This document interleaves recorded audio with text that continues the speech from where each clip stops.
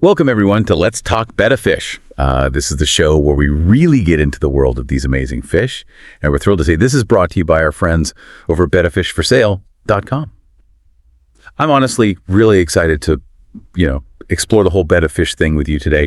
Our plan is to really understand them, their incredible colors, their behaviors, and just why they're so popular in aquariums. And look, whether you're totally new to this, maybe just thinking about getting a betta, or you've kept them for ages, this is definitely for you. We want to give you some clear, sort of practical insights into what makes them so fascinating and, how to care for them properly. Okay, let's unpack this. What an amazing world we're about to explore. Yeah, I completely agree. Super excited. And as, fellow betta aquarium experts, we're really happy to share what we know, not just for folks already keeping bettas, but for anyone thinking about it too. It's kind of amazing how fast bettas grab your attention, isn't it? What's fascinating here is how quickly bettas capture people's attention, and for so many reasons beyond just their looks. There's this instant appeal. Oh, totally. It's almost like a reflex, right? You walk past them in the store and you just stop. Okay. They have this incredible visual punch, the way their fins move, those intense colors, and they just have this kind of bold presence. They really grab your eye. Even in those little cups you often see them in. They're often the very first fish people notice, the one that sparks that initial, wow, what is that? Exactly. And that first look, that wow moment, it's a really strong hook. But what a lot of people maybe don't realize right away is, well, yeah, they look cool in those cups. That's really just a tiny preview. Their real beauty, their personality, all that stuff. It only really comes out when they're in a proper aquarium environment. Think of it like a flower bud versus the full bloom. It needs the right conditions. We've seen it time and again. A betta looking kind of dull in a cup suddenly becomes vibrant and active just days after moving into a good tank. If we connect this to the bigger picture, it's about understanding that first impression is just the beginning of their story.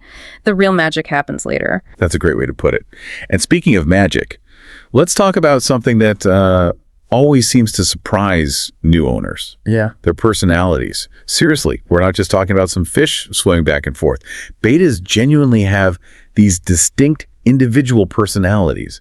It's pretty wild. We've seen them learn to recognize the person who feeds them, react to things outside the tank, interact with their environment. Yeah. It really challenges that idea of fish just being, simple. How they react can even change based on their mood, or maybe something different in the room. You might get one betta that does a little wiggle dance when you come in. Yeah, the food dance. Exactly. While another one might just chill on a leaf and sort of watch you like it's sizing you up.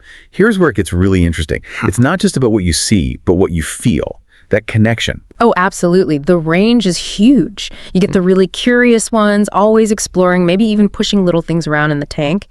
Then you have the calmer ones, more observant, just happy watching from their favorite spot. Mm-hmm. We've even heard stories and seen it ourselves where they seem to know different people in the house. Like they get more excited for the main feeder. And this connection, this ability to actually form a bond with a fish, that's why so many people get really attached to their bettas. It stops being just a pet fish and becomes this quiet little companion.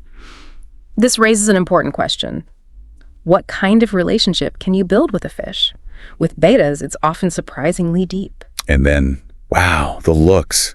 We can't forget how stunning they are visually. Beyond the personality, they are just living art, moving art. The variety in tail types alone is crazy. You got the half moon, right? That perfect 180-degree tail. It's like a little fan. Gorgeous. Totally. Then the crown tail, with those spiky, kind of ragged-looking fins, looks so cool and wild. Very distinct. And the placat, shorter fins, more like their wild ancestors, looks really powerful and sleek. Plus the colors. I mean, solid, deep reds, brilliant blues, and then those metallic dragon scales that shimmer and change. Just incredible. Yeah, the iridescence on some of them is amazing. You nailed it. And when you put one of these fish into a nice planted tank, maybe with some wood and rocks, they really do become these moving sculptures. They're not just swimming, they're interacting with the light and the water flow. The way their color seems to shift a little as they turn, how their fins drift in the current, it's constantly changing. It makes them such a focal point in a room. Adds this dynamic beauty. We've seen tanks where, honestly, the betta is the absolute star. Your eye just goes right to it.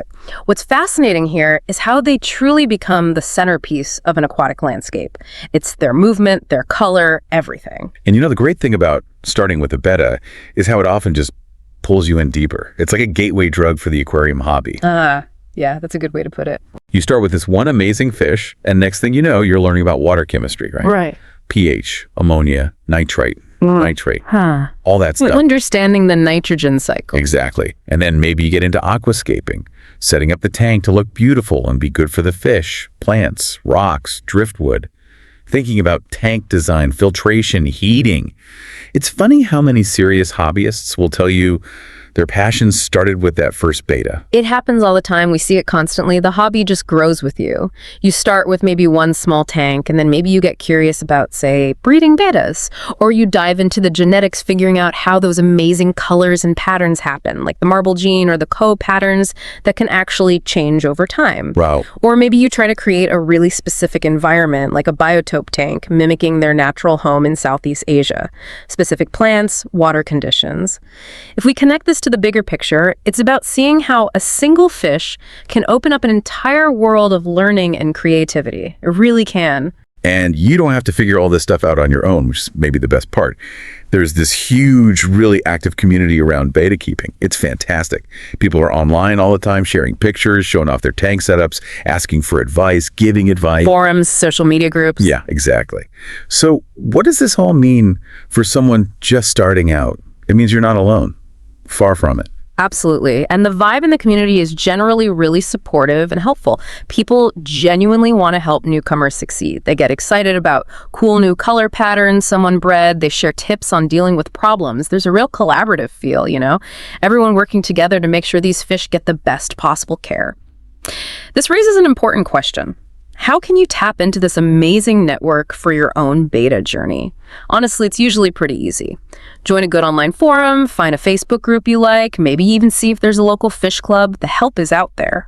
Well, that about wraps up our first look into the world of betta fish here on Let's Talk Betta Fish. Thanks so much for joining us as we explored why these fish are just so darn captivating.